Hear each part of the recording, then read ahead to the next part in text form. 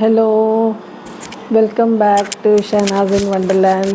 കുറച്ച് ദിവസമായില്ലേ ഞാൻ വരാത്തത്. എല്ലാം കൂടി ഡൾ ഡേയ്സ് അല്ലേ.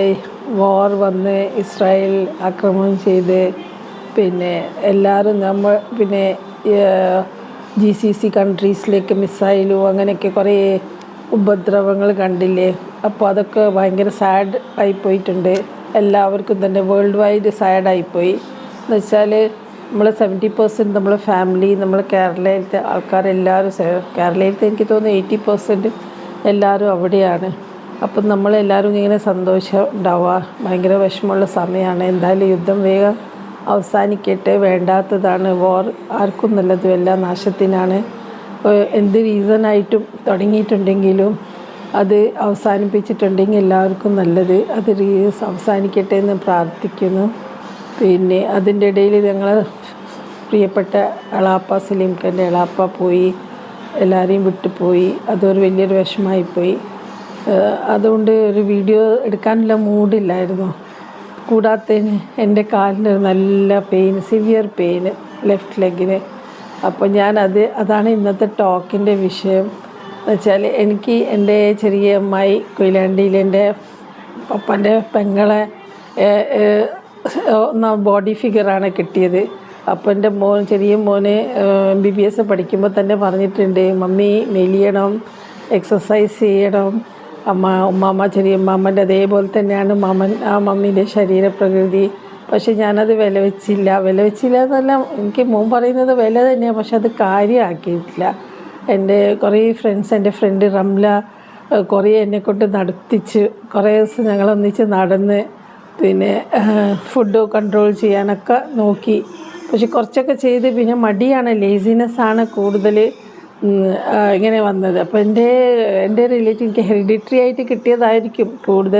എൻ്റെ റിലേറ്റീവ്സ്, എൻ്റെ പപ്പൻ്റെ ഫാമിലിയിലെ റിലേറ്റീവ്സ് എല്ലാവരും കുറച്ച് എൻ്റെ ഒരു ശരീരപ്രകൃതിയാണ്. അപ്പോൾ ഞാൻ ഗൂഗിൾ ചെയ്ത് നോക്കിയപ്പോൾ, സോറി ഡോക്ടേഴ്സ്, ഗൂഗിൾ ചെയ്താൽ നമുക്ക് ഫുൾ ഇൻഫർമേഷൻ കിട്ടൂല.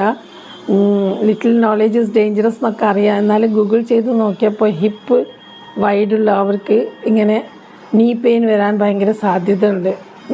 അതൊന്നും ആദ്യം ചെയ്ത് നോക്കിയില്ല. അത് ഞാൻ ഭയങ്കര ഒരു വിശ്വാസത്തിലായിരുന്നു, എനിക്കൊന്നും വരില്ല, തെറ്റിദ്ധാരണയിലായിരുന്നു. അതുകൊണ്ട് ഞാൻ ഒരു അഡ്വൈസാണ് എൻ്റെ വക. പിന്നെ 40 കഴിഞ്ഞാൽ എല്ലാവരും ഫുഡ് ശ്രദ്ധിക്കുക, ക്വാളിറ്റി ഫുഡ് കഴിക്കുക, ക്വാണ്ടിറ്റി ഫുഡല്ല. വാക്കിംഗ് ചെയ്യുക, എക്സസൈസ് ചെയ്യുക. വന്ന് കഴിഞ്ഞിട്ട് ഖേദിച്ചിട്ട് കാര്യമില്ല. ഇപ്പോൾ ഞാൻ ഖേദിക്കുന്നില്ല. ഞാനന്നൊക്കെ എല്ലാവരും പറയുമ്പോൾ നസ്രിയാൻ്റെ ഒരു മുഖഭാവമല്ലേ, അതുപോലെ എന്ത് നല്ലൊരു ഭാവത്തിലായിരുന്നു. അതൊന്നും കാര്യമായിട്ടൊന്നും വരുമൊന്നുമില്ല. പക്ഷെ വന്നപ്പോഴാണ് അതിൻ്റെ സീരിയസ്നെസ് മനസ്സിലായത്.